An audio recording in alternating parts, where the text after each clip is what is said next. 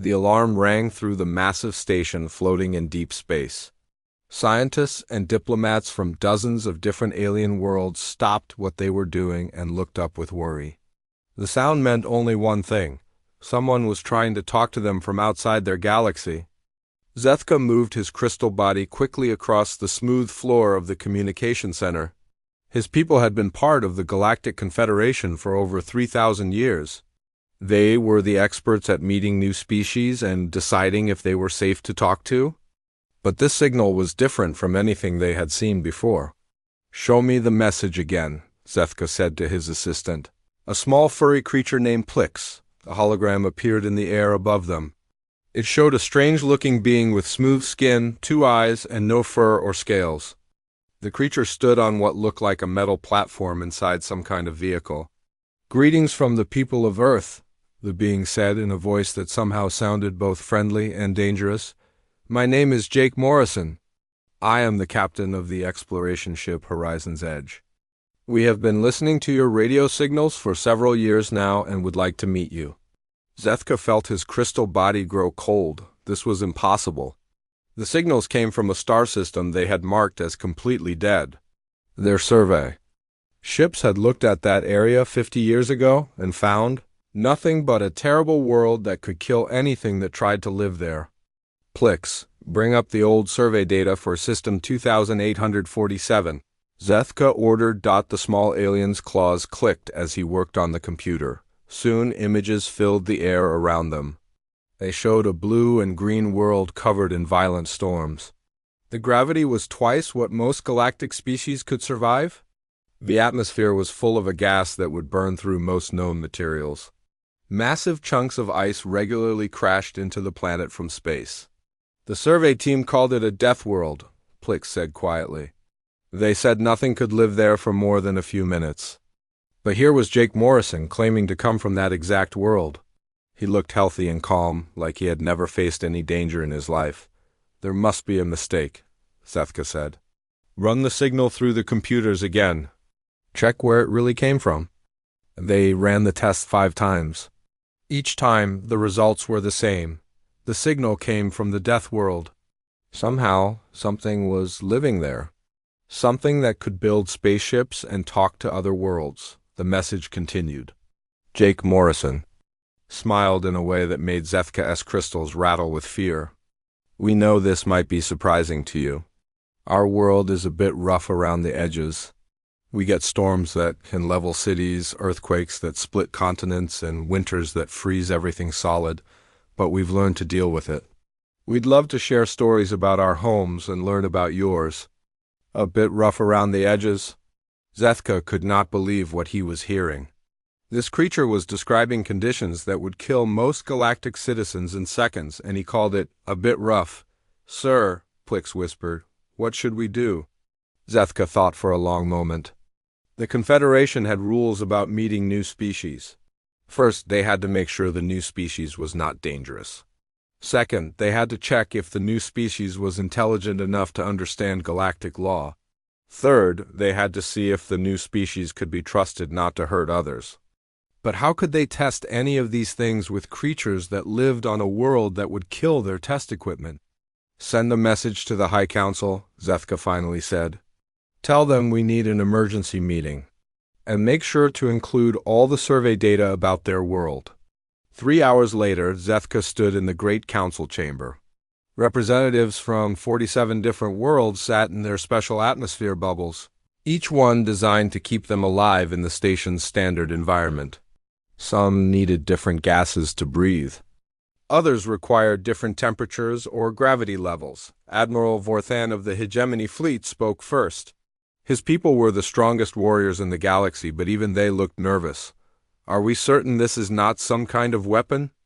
Perhaps the message is fake, designed to make us lower our guard." "The signal is real," Zethka replied. "We have checked it with every piece of equipment we have. It comes from the Death World in System 2847. Counselor Nimra raised one of her 6 arms. Her people were known for their careful thinking and wisdom. If these creatures can survive on such a world, what does that say about their nature? Are they more like animals than thinking beings? They built a starship, Zethka pointed out. They learned our languages from our radio signals. They asked politely to meet us. That sounds like intelligence to me. It sounds like danger, Admiral Vorthan said. Any creature that can survive on a death world must be incredibly violent. They probably fight and kill each other all the time. The debate went on for hours. Some council members wanted to ignore the message and hope the humans would go away. Others wanted to send a military fleet to destroy them before they could become a threat. A few thought they should try to talk to the humans, but only from a safe distance. Finally, Dr. Lisa Grant's voice came through the speakers. The humans had sent another message while the council was meeting. "We understand you might be worried about us," she said. Her voice was calm and patient, like a teacher talking to nervous students. "We know our world seems dangerous to outsiders, but we're not violent people. We've had to work together to survive on Earth. We've learned to solve problems and help each other. We think we could be good friends with your Confederation." She paused and then added something that made the entire council chamber go silent. "We're willing to prove we're peaceful. We can send a small group to meet with you. Just a few people in a single ship. We won't bring any weapons except basic tools for ship repair. You can choose where we meet and what security you want to use." The council members looked at each other. No species had ever offered to put themselves at such a disadvantage during first contact. Most new species demanded equal terms or refused to meet at all. "Why would they do this?" whispered Counselor Nemra. Zethka studied the human woman on the screen.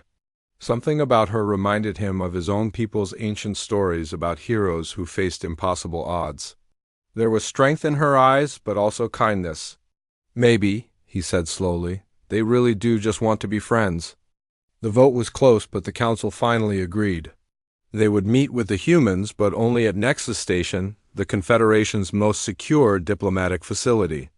And they would take every possible precaution to protect themselves from these mysterious creatures from the Death World. The human ship looked nothing like what the aliens expected.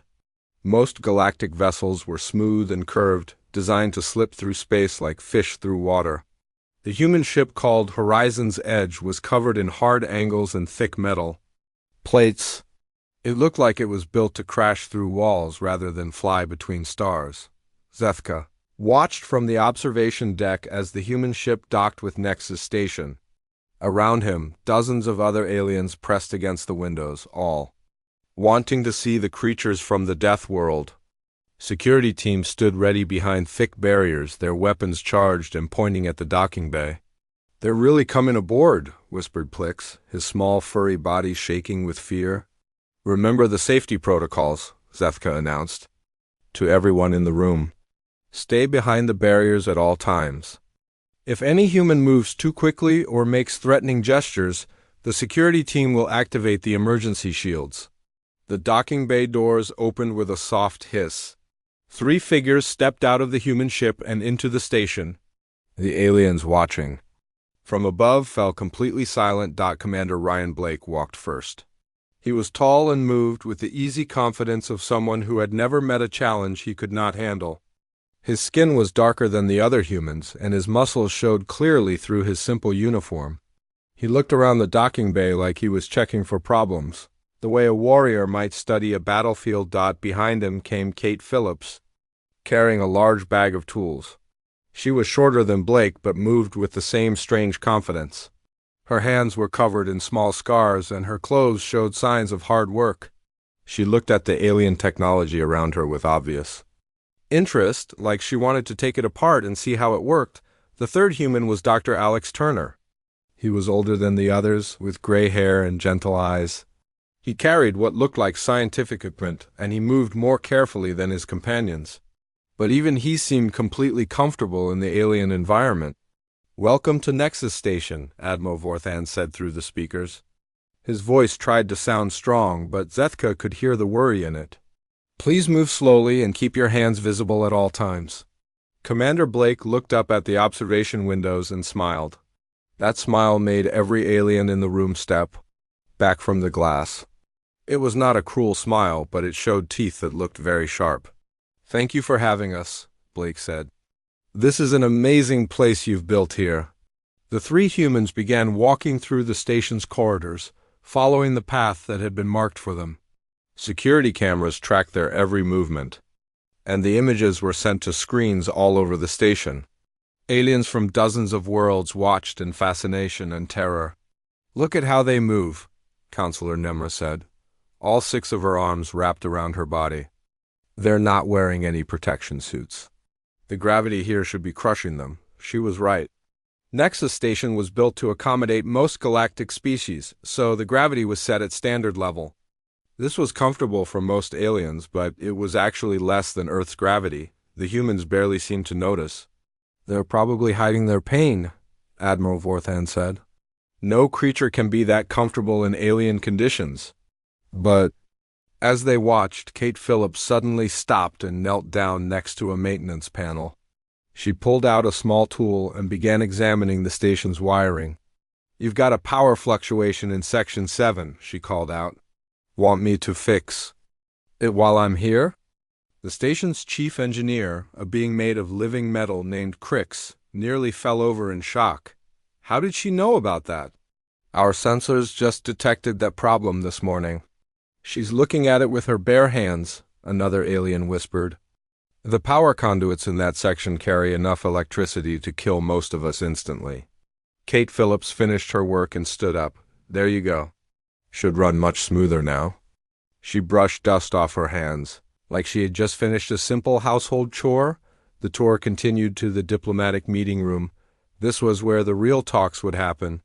The room was designed to be comfortable for all species, with different atmosphere zones and gravity fields.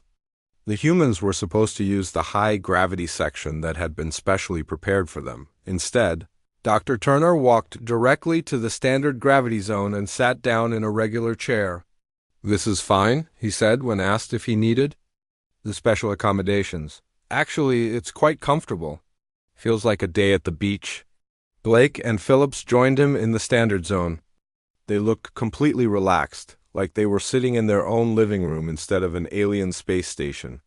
"Impossible," Zethka muttered. "The gravity there is barely half of what their world should have. They should be floating or stumbling around." "Maybe they're wearing some kind of artificial gravity generators," suggested Plix, but the humans were not wearing any special equipment. They had simple uniforms with basic tools. No weapons, no protective gear, no life support systems. They were surviving in the alien environment with nothing but their own natural abilities. The real shock came when an accident happened.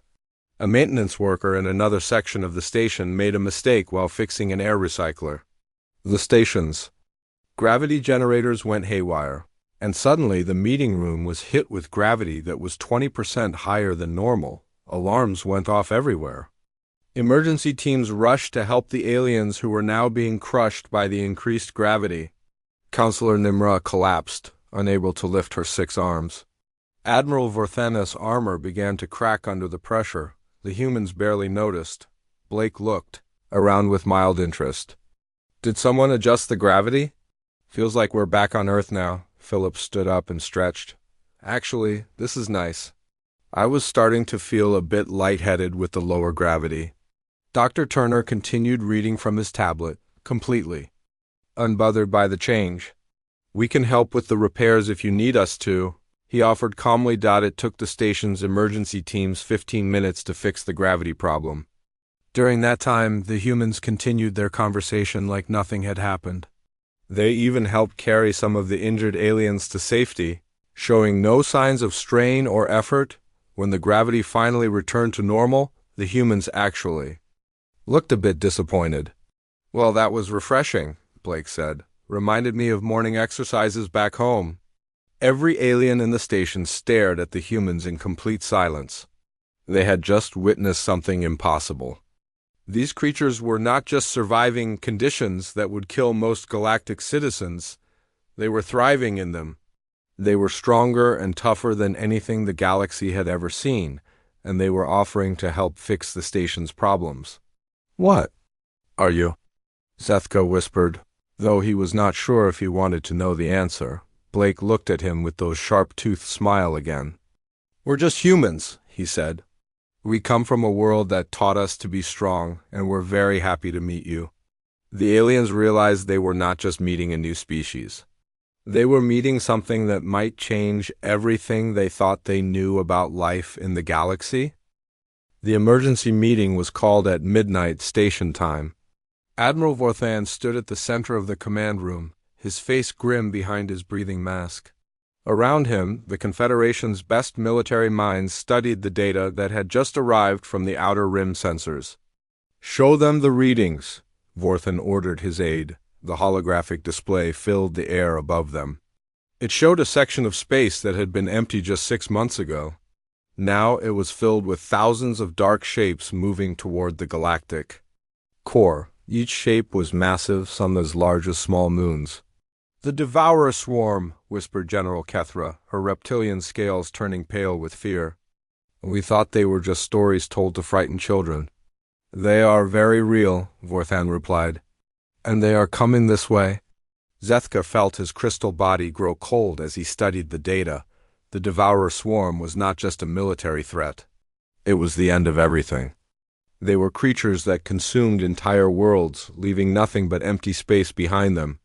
They had already destroyed 17 star systems, eating every living thing they found. "How long do we have?" asked Counselor Nimra. 6 months. Vorthan said, "Maybe less. They move faster than our ships, and they seem to be learning our tactics. Every fleet we send against them gets destroyed easier than the last one." The room fell silent. 6 months to prepare for the end of civilization. 6 months to find a way to fight creatures that had never been defeated. "What about evacuation?"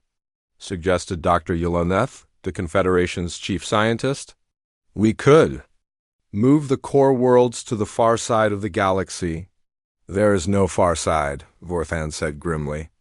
"The swarm splits up when it encounters resistance. Some groups keep coming straight at us while others circle around. They will surround us and attack from all directions. Then we fight," declared General Kethra. "We gather every ship from every world and make our stand." "With what?" Vorthan asked. "Our weapons barely scratch their ships. Their hulls adapt to every type of energy we fire at them. After the first few shots, our most powerful cannons become useless." The debate continued for hours. Some wanted to surrender, hoping the swarm might spare worlds that did not resist. Others wanted to hide, finding empty systems far from the main routes. A few suggested trying to contact other galaxies for help, though that would take thousands of years. In the end, they all came to the same conclusion. There was no way to win. The Confederation would fight because they had to, but they would lose. The only question was how many people they could save before the end. "Wait," Zethka said suddenly. "What about the humans?" The room turned to look at him. Admiral Vorthan's expression showed confusion. "What about them?" "They come from a death world. They survive conditions that would kill us in minutes. Maybe they know something about fighting impossible battles." "They have 3 ships," General Kethra pointed out. 3 small ships against a swarm of thousands. "It's not about their ships," Zethka insisted. "It's about how they think. Did you see how they handled the gravity accident?" "They didn't panic. They didn't even seem worried. They just adapted and kept working." "That's different from fighting a war," Vorthan said. "Is it?" Zethka asked. "They told us their world has storms that can level cities, earthquakes that split continents, ice ages that freeze everything, but they didn't just survive those things. They built a civilization in spite of them. They learned to thrive in impossible conditions." The other aliens looked at each other uncertainly. It was true that the humans had impressed them with their toughness, but asking them to help fight the swarm seemed like asking children to battle monsters. "Even if they agreed to help," Dr. Yeloneth said, "what could they do? They don't have advanced weapons or superior technology." "Maybe they don't need them," Zethka replied. "Maybe they have something we don't."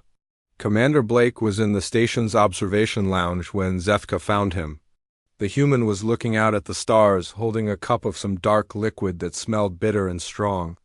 When Zethka approached, Blake smiled that sharp-toothed smile. "Beautiful view," Blake said.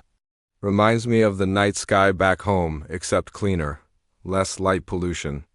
Commander Blake, Zethka began, I need to ask you something important. Sure. What's on your mind? Zethka explained about the swarm, showing Blake the sensor data and the military reports. He told him about the destroyed star systems and the Confederation's desperate preparations for a war they could not win. Blake listened quietly, his expression growing more serious as he understood the situation.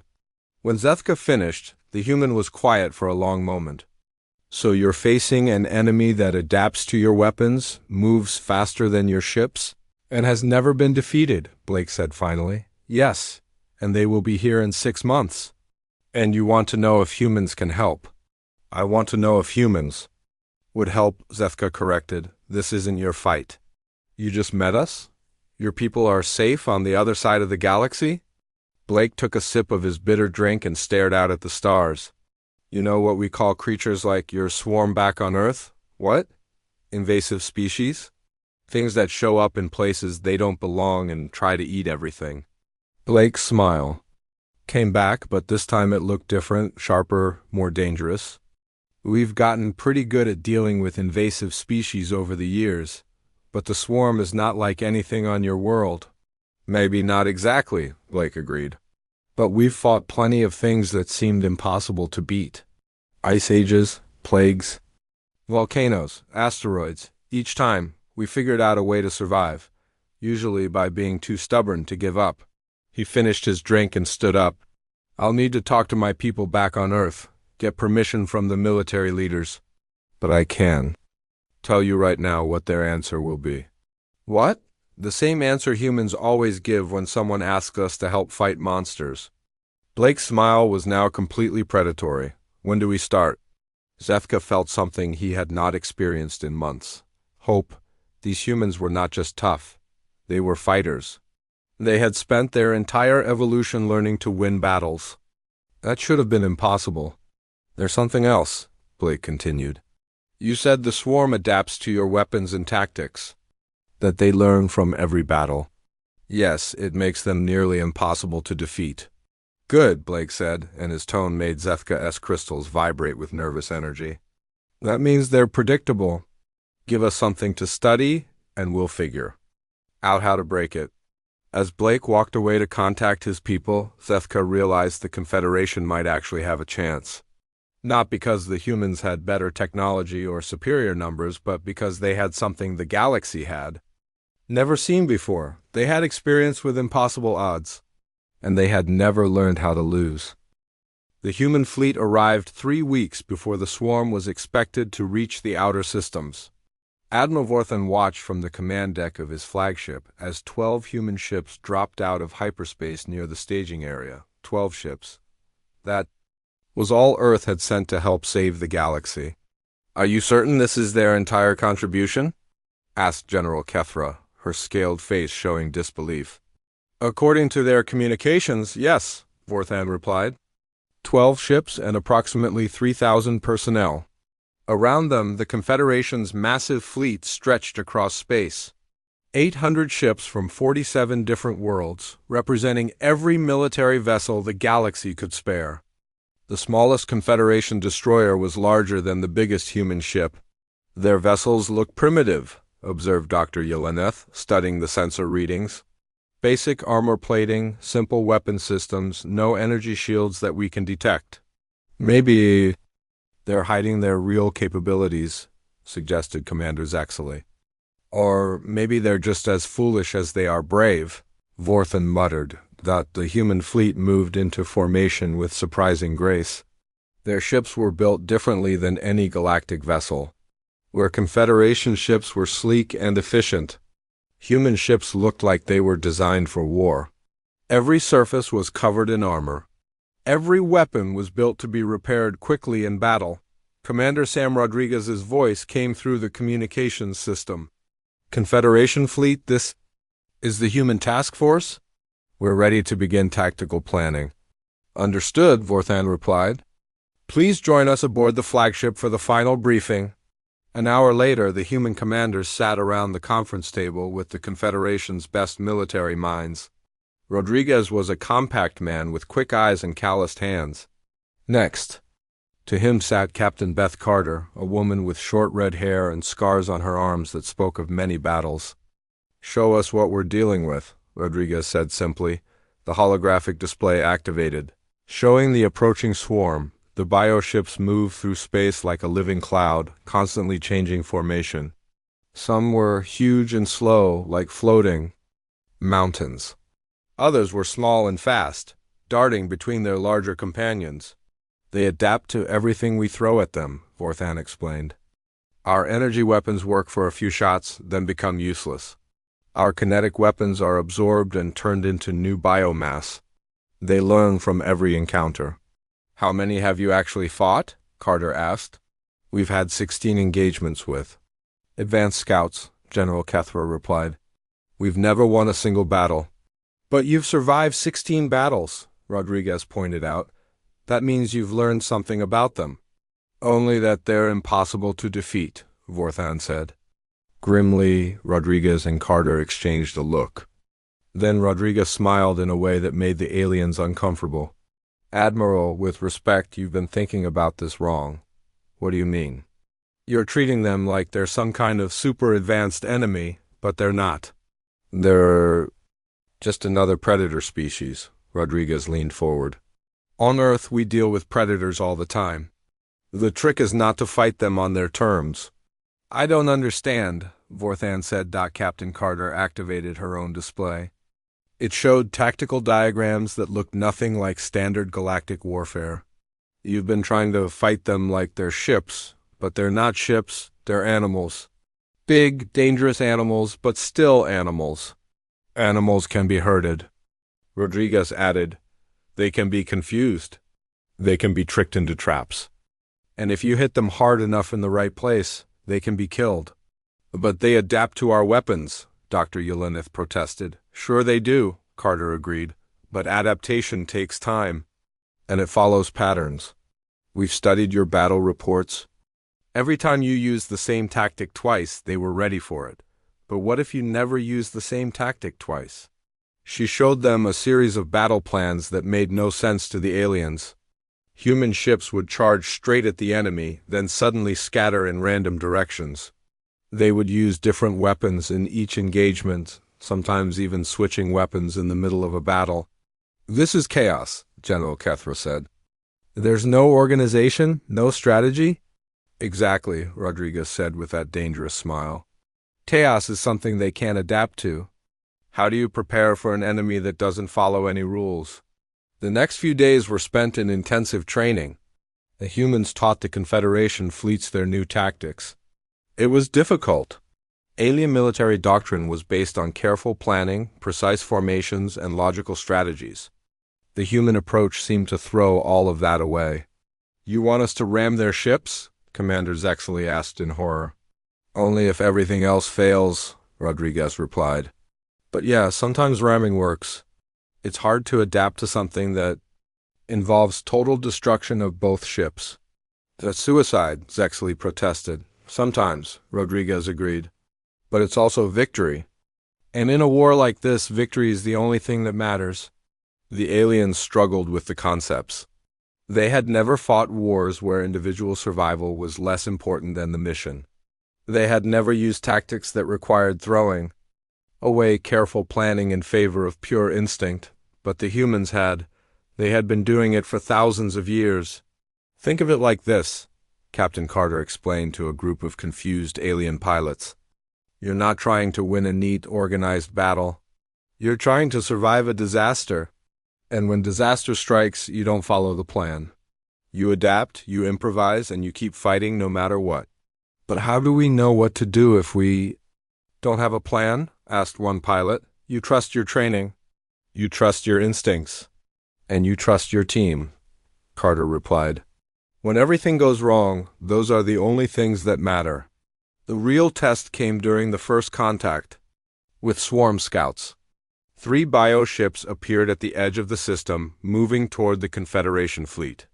Under normal circumstances, the aliens would have formed a defensive line and engaged them at maximum range. Instead, they followed the human plan, Rodriguez's.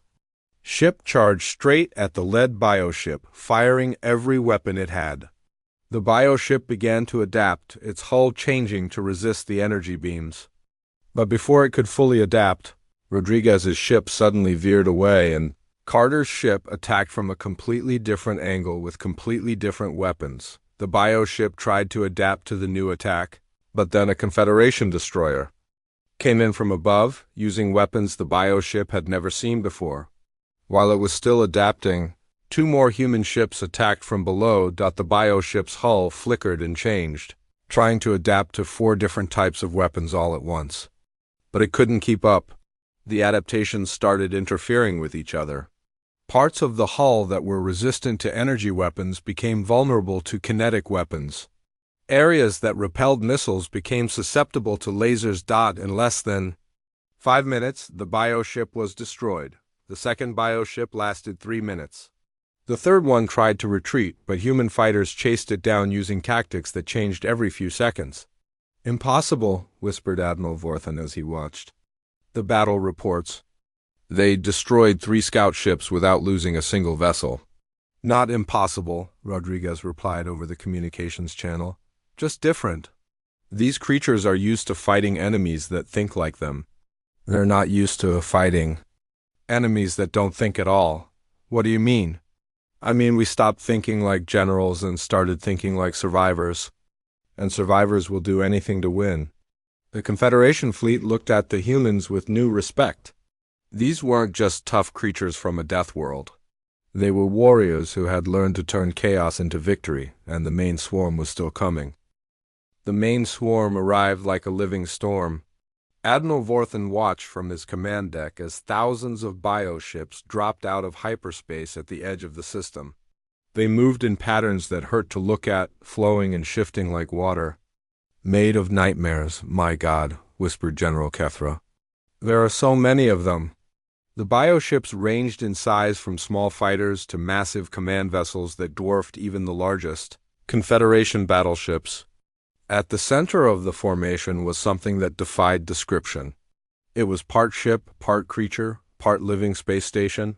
Sensors showed it was nearly the size of a small moon. "That's their command organism," Dr. Yeleneth said, his voice shaking. "Intelligence reports say it controls the entire swarm through some kind of bioneural network." "Then that's our target," Commander Rodriguez said through the communications channel. His ship was already moving toward the approaching enemy. "All human units, begin random attack pattern 7. Confederation forces, wait for our signal then. Hit them with everything you've got." "This is madness," Admiral Vorthan said. "You can't attack the entire swarm with 12 ships." "Watch us," Captain Carter replied. The human ships suddenly scattered in all directions, each one moving in a completely different pattern. Some charged straight at the swarm, others began wide loops around the formation. 2 ships actually flew away from the battle, only to circle back from unexpected angles. The swarm tried to respond, but they couldn't predict where the humans would go next. Bioships that moved to intercept one human vessel found themselves attacking empty space as their targets suddenly changed course. Rodriguez's ship dove straight into the heart of the swarm formation. The bioships swarmed around him like angry insects, but he kept moving, firing at different targets every few seconds. His weapons never stayed focused on one enemy long enough for them to adapt. "He's going to get himself killed," Vorthan said. "No," replied Zethka, who was watching from the observation deck. "He's making them angry. Look at their formation." The crystal being was right. The swarm's careful organization was breaking down as bioships chased after the darting human vessels. They were abandoning their positions, leaving gaps in their defensive lines. Captain Carter's ship suddenly appeared behind a group of bioships that had been chasing Rodriguez. She opened fire with kinetic weapons, tearing through their rear armor before they could adapt. When they turned to face her, she was already gone, replaced by another human ship using completely different weapons. "Now," Rodriguez's voice crackled over the radio, "hit the gaps in their formation." The Confederation fleet moved forward, targeting the areas where bioships had left their positions. Energy beams and missile volleys struck bioships that were still trying to adapt to the chaos. The humans had created, for the first time in the war, Confederation weapons were actually destroying swarm vessels, but the swarm was learning. The command organism at the center of the formation pulsed with dark light, and suddenly the bioships began moving with new purpose. They stopped chasing individual human ships and started working together, creating kill zones that no vessel could escape. "They're adapting to our tactics," Carter reported as her ship barely escaped from a closing trap. "We need to change the pattern." "Negative," Rodriguez replied. "We need to go deeper." Before anyone could ask what he meant, Rodriguez's ship accelerated toward the massive command organism. The bioships around it moved to intercept, but Rodriguez was no longer dodging. He was flying straight at them, absorbing damage as he closed the distance. "His shields are failing," reported a Confederation sensor operator. "He won't make it through." "Yes, he will," said Dr. Alex Turner from the observation deck. The human scientist had been watching the battle with calm eyes. "Because he's not trying to make it through. He's trying to make them think he is." At the last possible second, Rodriguez's ship suddenly changed course. Instead of ramming the command organism, he flew along its surface, dropping something from his cargo bay. Then he was past, his ship trailing fire and debris but still flying. What did he just do? Admiral Vorthan demanded. The answer came 30 seconds later when Colonel Danny Walsh's voice filled the communication channels. "Marine Assault Team is aboard the target, beginning interior operations." He dropped troops? Vorthan stared at the tactical display in disbelief. "On a living ship?" 24 Marines with full combat gear," Turner confirmed. "They're going to fight their way to the command organism's brain and plant nuclear charges." "That's impossible." "They'll be killed the moment they step out of their drop pod." "Maybe," Turner agreed. "But Danny Walsh has fought through worse places than this, and his team has been training for close-quarters combat since they were children." Inside the bioship, Colonel Walsh and his Marines moved through corridors that pulsed with alien life. The walls were covered in thick, slimy substances that tried to grab their boots. Strange growths hung from the ceiling, reaching down with tentacle-like appendages. "This place smells like a swamp," muttered Sergeant Kelly Brooks, cutting through a barrier of organic material with her plasma cutter. "At least it's not raining," replied Corporal Mike Stone, firing his rifle at something. That looked like a cross between a spider and a jellyfish. The bioship's immune system attacked them constantly. Living antibodies the size of dogs tried to dissolve their armor with acid. Nerve clusters on the walls fired electrical discharges that would have killed most galactic species instantly, but the Marines kept moving. They had trained in underwater caves, Arctic conditions, and active volcanoes. A hostile alien environment was just another day at the office. "Command center is 200 meters ahead," Walsh reported, checking his scanner. "Heavy resistance expected." The final chamber was a nightmare of pulsing organic machinery. The command organism's brain hung in the center of the room like a massive tumor connected to thousands of nerve cables. Around it, guardian creatures that looked like living weapons moved with deadly grace. The battle was brutal and short. The Marines used every trick they had learned in a lifetime of fighting. Impossible odds? They used the bioship's own environment against its guardians, redirecting electrical discharges and using the slippery walls to their advantage. When the last guardian fell, Walsh planted the nuclear charges himself. "Charges set," he reported. "Team is moving to extraction point." But extraction was impossible. The bioship had sealed all the passages, trapping the Marines inside. They were going to die with their target. "Sorry about this, Admiral," Walsh said over the radio. "Tell Earth we did our job." The nuclear explosions tore the command organism apart from the inside. Without their central control, the swarm bioships began to drift aimlessly through space. Some attacked each other. Others simply stopped moving altogether. "The entire swarm is disabled," reported Dr. Yelenith in amazement. "How is this possible?" "Because humans don't fight to win," Turner said quietly. "They fight to survive. And sometimes the only way to survive is to make sure the enemy doesn't." The Confederation fleet moved in to finish off the remaining bioships. Without their coordination, the swarm vessels were easy targets. The threat that had consumed 17 star systems was destroyed in less than 6 hours, but the victory came at a terrible price. 7 of the 12 human ships had been destroyed. Hundreds of the galaxy's bravest defenders had died to save worlds they had never seen. As the last bioship exploded in silent fire, Admiral Vorthan realized that the humans had done something no other species could have done. They had not just defeated the swarm. They had willingly sacrificed themselves to do it, and they had done it for people they barely knew. The Great Council chamber of Nexus Station had never been so quiet. Representatives from 47 worlds sat in their atmosphere bubbles, staring at the holographic displays that showed the aftermath of the battle. Scattered pieces of bioships drifted through space like the remains of a terrible nightmare. Admiral Vorthan stood at the center of the chamber, his armor still bearing scorch marks from the battle.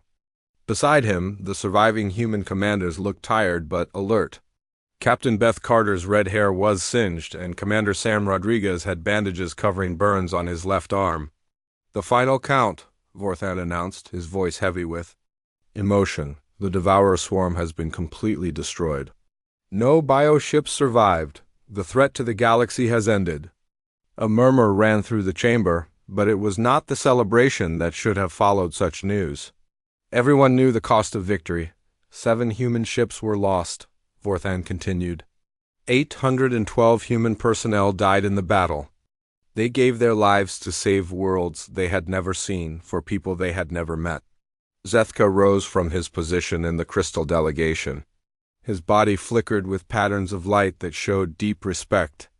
"We need to understand what we witnessed. How did they do it? How did they defeat an enemy that had never been beaten?" Dr. Alex Turner, the human scientist who had remained on the station during the battle, stepped forward. His gentle eyes looked sad but proud. "It wasn't about superior technology or secret weapons. It was about how we think." "Explain," requested Counselor Nimra, all 6 of her arms folded in a gesture of attention. "The swarm was a perfect predator," Turner said. "It could adapt to any threat, learn from any attack, overcome any defense. But it had one weakness that it didn't even know about." "What weakness?" asked General Kethra. "It couldn't understand sacrifice," Turner replied. "The swarm's intelligence was based on survival and adaptation. Every decision it made was about preserving itself and growing stronger. It could not comprehend creatures that would willingly destroy themselves to protect others." He activated a holographic display showing the battle's final moments. When Colonel Walsh and his Marines stayed inside the command organism to ensure the charges detonated, the swarm's brain tried to process what was happening. It couldn't understand why they didn't try to escape. The confusion disrupted its neural network just long enough for the explosions to do maximum damage. "They died on purpose," whispered Dr. Yulanith. "They chose to die." "They chose to save you," Turner corrected gently. "That's different. On Earth we have a saying, the needs of the many outweigh the needs of the few. Sometimes a few people have to die so that many people can live." Captain Carter spoke up, her voice rough from smoke inhalation. "It's not just about dying for others.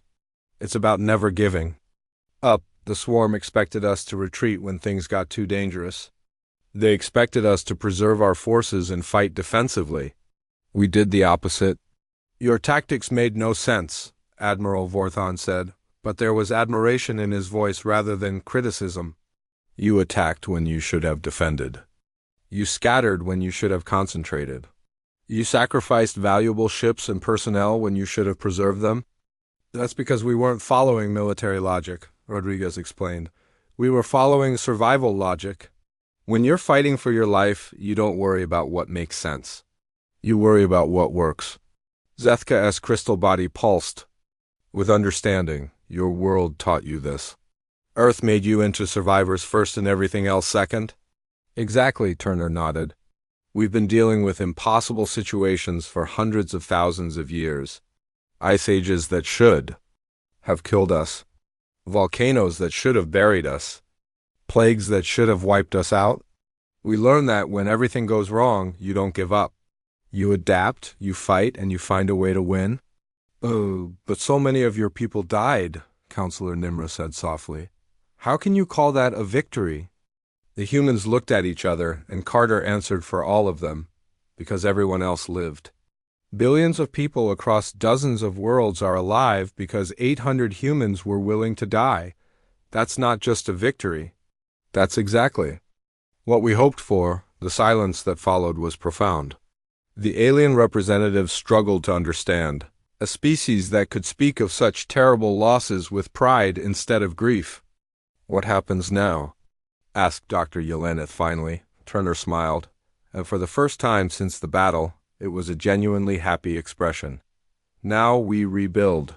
We help you repair the damage. We share what we know about fighting impossible odds, and we make sure this never happens again. The Confederation offers humanity full membership, Admiral Vorthan announced formally. We want you to establish colonies throughout the galaxy. We want your people to help us defend against future threats. We accept, Rodriguez said without hesitation, but you need to understand something. Where humans go, we bring our way of thinking with us. We'll teach your children to fight like us. We'll show your soldiers how to win battles that can't be won. We'll change how you think about survival. Is that a threat? General Kethra asked, though she didn't sound alarmed. It's a promise, Carter replied. We're going to make sure you never have to face something like the swarm alone again. We're going to teach you to be survivors. 3 months later, the first human colony ships departed for distant star systems. They carried not just colonists, but teachers, soldiers, and engineers. Their mission was not to conquer new worlds, but to prepare them for the dangers that lurked in the dark between stars. On each colony ship, human children learned about their new homes while alien children learned about Earth. They shared stories of impossible weather, impossible creatures, and impossible challenges overcome through determination and teamwork. The galaxy was learning what it meant to be human.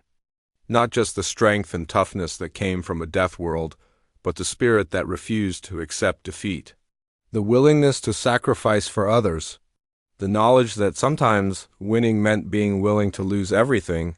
Zethka stood in the observation deck of Nexus Station, watching the colony ships disappear into hyperspace. Beside him, Dr. Turner was reading reports from the new colonies, smiling at stories of human children teaching alien children how to climb trees in heavy gravity. Do you think they'll change us? Zethka asked. I think you'll change each other. Turner replied, humans are good at adapting. We'll learn from you just like you learn from us. And if another threat comes? Something worse than the swarm? Turner's smile became sharp-edged, showing just a hint of those predator teeth that had once frightened the aliens. Then the galaxy will be ready, because by then we'll all be a little bit human. In the depths of space, the colony ships carried humanity's greatest gift to the stars. Not technology or weapons, but hope. The knowledge that no matter how dark things became, no matter how impossible the odds, someone would always be willing to stand and fight. The Deathworlders had saved the galaxy. Now they would teach it how to save itself.